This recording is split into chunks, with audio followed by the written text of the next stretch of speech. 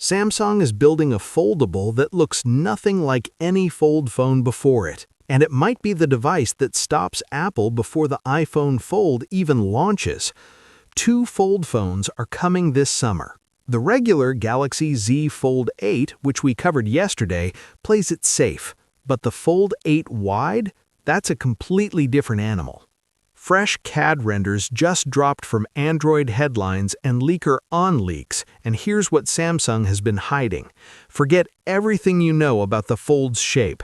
Every Galaxy Z Fold before this one had a tall, narrow design, almost portrait-like when you opened it. The Fold 8 Wide kills that entirely. It has a 3:4 aspect ratio when unfolded. That means wider, squatter, more like a small tablet sitting in your hand.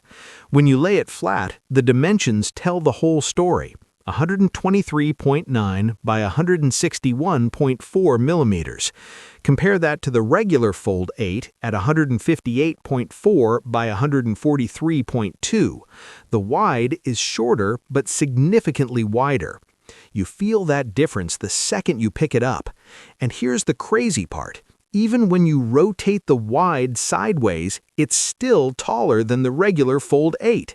You literally can't escape the screen real estate.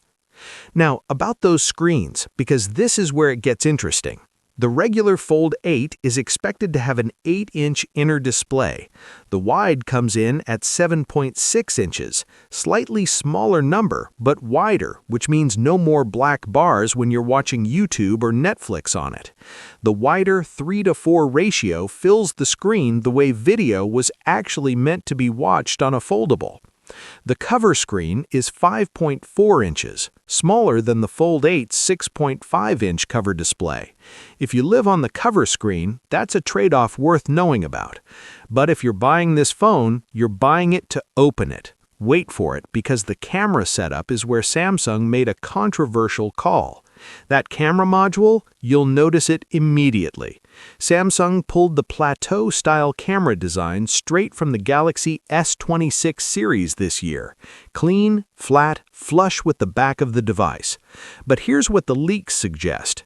Only 2 rear cameras, not 3, not 4, 2. For a flagship foldable pushing close to $2,000, that's a bold move. Whether that's a final decision or a placeholder in the CAD, we'll know by July, but right now, that's what the renders show. On the inside, full flagship power, Snapdragon 8 Elite Gen 5, the same chip in the regular Fold 8, up to 16 gigabytes of RAM, storage up to 1 terabyte. So Samsung isn't cutting corners on performance, just on camera count. And there's a pinhole front camera on both screens, cover display and inner display. No under-display camera here. Here's the real reason this phone exists. Apple is coming.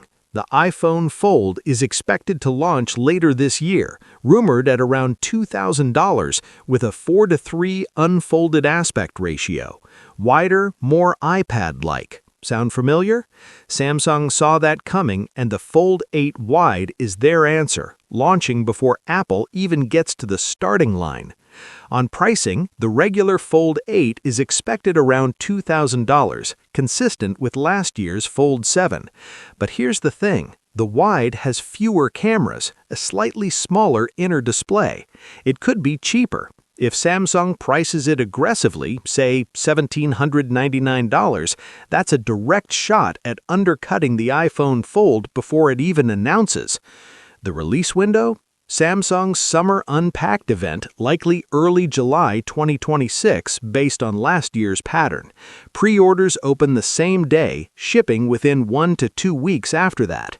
Samsung wants this in people's hands before anyone can even pre-order an iPhone Fold.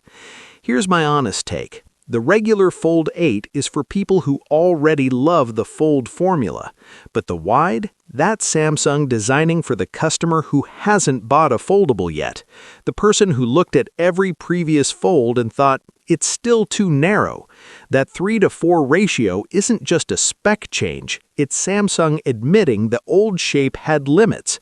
And with multitasking, document reading, media consumption, the wider canvas genuinely changes how you interact with the device. The two-camera question is the only real wild card. If Samsung keeps it at 2 lenses on the final unit, that will be the loudest criticism at launch. Remember that camera detail because in the full review season, that's the conversation everyone will be having. So, are you in the wide camp or the tall camp? Drop it in the comments right now. Wide versus regular Fold 8. Which one are you actually buying? Till then, thanks for watching. See you in the next video.